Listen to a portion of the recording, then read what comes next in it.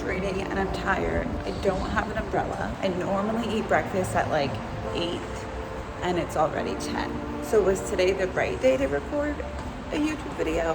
Probably not, but look at that lighting. Hi guys, welcome back to my channel. Today is the long-awaited video that I have been taking way too long to put together.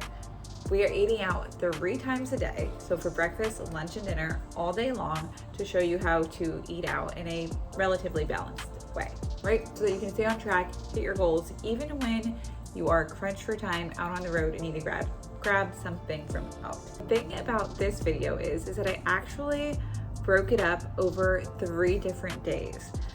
They're not consecutive days, they are totally random days, and here's why.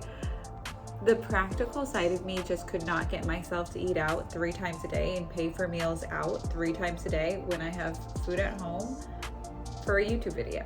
So instead I broke it up over the course of several days that I was already eating out. So the only day that I went out of my way to grab something for the video itself was breakfast. Lunch was like a day that I was going out with my sister. We were just picking something up really quickly, and dinner was a day that me and David were just picking up dinner really quickly. Every day that I ended up picking up food was spontaneous, and I didn't have an exact meal or restaurant plan, so it does still mimic what would happen in real life if we were just spontaneously running out and grabbing whatever's close. Stay tuned to the end and I'll give you the big takeaways, but throughout I will break down the calories, fibers, protein of each meal. Okay, it's like legit raining. Okay, I really didn't want to have to drive. I got my water, so we're definitely gonna drink a ton of water on the car ride over. When you're eating at restaurants and stuff like that, you're eating a ton of fast food or you're picking things up on the go, I mean, you only have control over so much. Obviously, you have control over what you order and your portion size, but the other thing that you have control over is your water consumption. That's the easiest thing. So you can ask for a free cup of water at any fast food place, or you can bring your water bottle with you, and that's also free.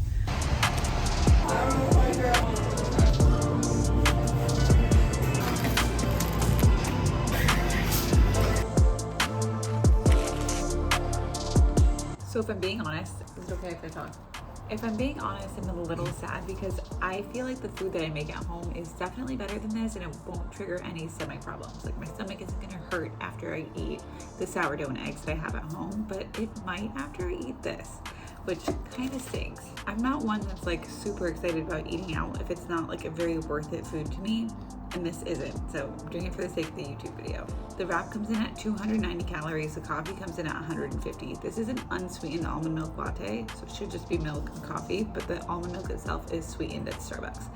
So it has 14 grams of sugar, which is a lot more than I put in my coffee at home. Again, like, you can control that a lot better at home. I actually drink my coffee black at home, but even if you put in your own sweetener at home, it wouldn't be that. So that's going on there. This has 290 calories, 20 grams of protein, 3 grams of fiber, 8 grams of fat, 34 grams of carbs. So not terrible. It's actually pretty well balanced. And if you're gonna choose something, this is a good choice. I'm just not in the mood.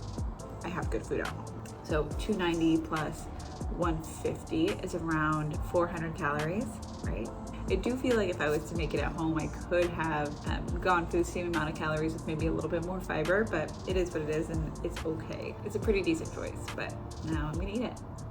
So for lunch, I was out with my sister. We were at a pumpkin patch and we stopped at this place called the Sweet Leaf Cafe. I had never heard of it before. I don't believe it's a chain that I know of. I think it's just a single place that was in the city we were in. Whenever I'm going out for lunch, I try to look for a place like this, like a bowl type place or a sandwich type place where you can go down the line and pick exactly what you want to put in your bowl or your sandwich. That way we can fluff with veggies, prioritize protein, have a high fiber carb or two, and we get to kind of choose the contents of our meal, make sure it's satisfying and all that good stuff. So even if you don't have a fancy Sweetgreen or Kava or whatever this is, a Sweet Leaf, we do tend to have Chipotles and Subways and Potbellies just about in any city, in any town, as long as you're in the States, and you can curate and make that bowl however you want to make it. So instead of trying to force myself to know the exact calories, I try to just pick a fiber source, pick a protein source, pick a, fluff with veggies as much as I want to. And then for the dressing, I typically try to go for either a lighter dressing or one in the middle instead of like the highest calorie dressing, just because I know I can get a lot of flavor and satisfaction from something that's a little bit under. So that's typically what I try to do. If I end up going for 2 carbs, like finding satisfaction off of 2 carbs, in this case, I got rice and bread, that's okay. What I actually ended up doing was closing the box when I was ready to be done, and then I came back to it later when I was hungry again. And another kicker is water. We want to make sure we are drinking water at these places. It gets exciting to try all the things. Drinking water just makes it so easy to just stay on track. Nice. Full transparency. Whoa, this is way ahead of when I'm actually ready to record that video, but we're already going to Chick-fil-A, so why would I pay for it twice, right? It was my first time at Chick-fil-A in a year or two.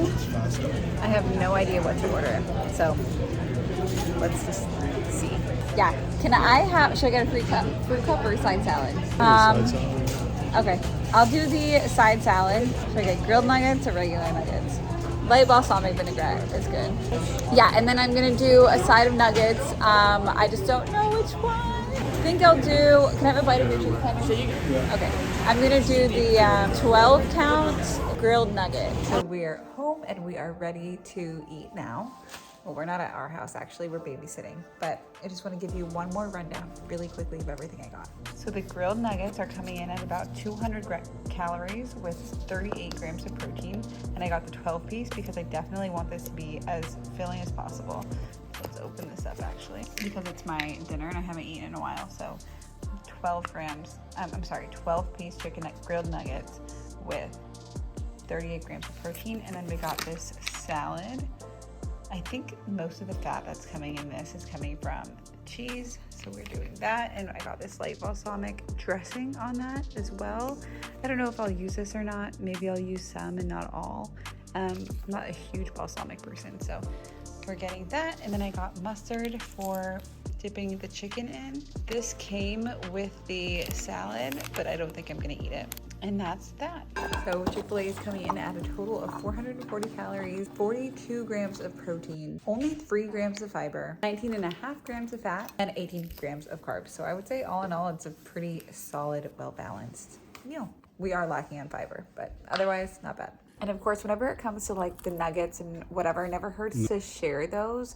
So I was conscious when I got my grilled nuggets that I would probably have one of David's nuggets, and that's just practical balance. You can have both, right? Portion matters most. All right, so big takeaways from this.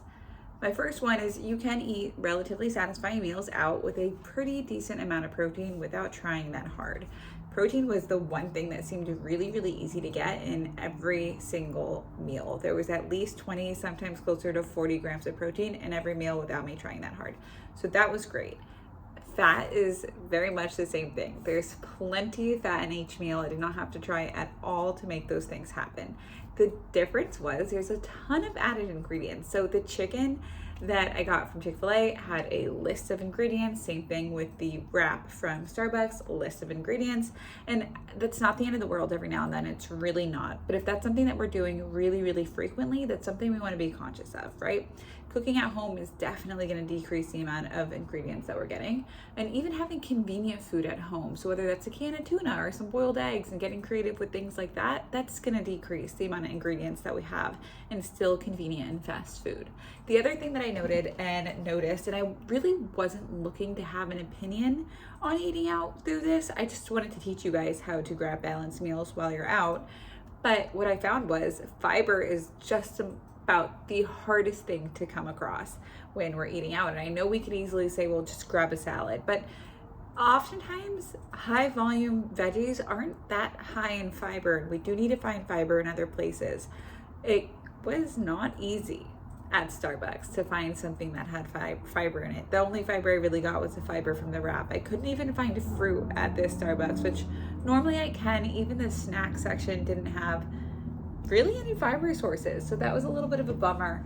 Same thing with Chick-fil-A. I definitely could have gotten a fruit cup maybe to bump up that fiber, but really there wasn't much other options. And I did get to go to like a bowl type place, so I could throw in some rice and sweet potatoes and lots of leafy greens and different veggies and carrots and whatever. So there was lots of opportunity for fiber there. But for the most part, you have to make an active effort to get in fiber. Protein was easy, fiber was hard, fat was easy, carbs were relatively easy. Quality of food may be a little bit harder. We definitely don't have any impact over that. But anyways, do what you want with all that information. Obviously, everything fits with a practical balance. Is it something we want to lean on all the time? Probably not. Is it something that we can run to if we have no other option? Eating is always better than not, and then that backfiring on you later. So as usual, let me know if you have any questions in the comments below. Give this video a thumbs up and share it out if it helped you. It helps me. So if you relatively, even a little bit liked it, it helps me if you do that. If you don't like it at all, you can still do it because it doesn't hurt anybody. Doesn't hurt you, doesn't hurt me. Doesn't hurt the girl down the street. Don't forget to subscribe as well. And if you have any other things that you need to see or learn about or whatever, leave me a comment below and I'll get to it. Okay, have a good day. Thanks.